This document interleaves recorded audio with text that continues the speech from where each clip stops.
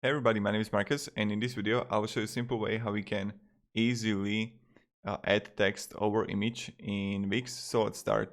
The first thing you want to do is just be in simple WIX and then just click settings here and adjust. When you're gonna click on adjust of your image, you're gonna see add an element and click here text, and you have to wait a little bit until it loads. And what you want to do is simply create a text like here, make it bigger, and just play around it. This is same as you would use, I don't know. So we can add a text here.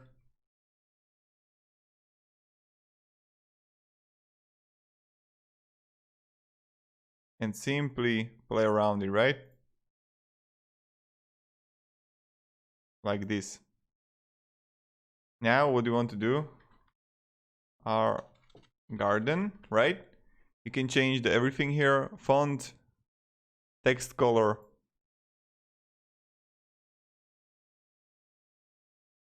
overlay, like this. And voila, then you can change the opacity and everything. So yeah. Thank you very much everybody for watching. If you have any questions, guys, ask me down in the comments, and this is how you can simply add text over your image in WIX. Have a great day and goodbye.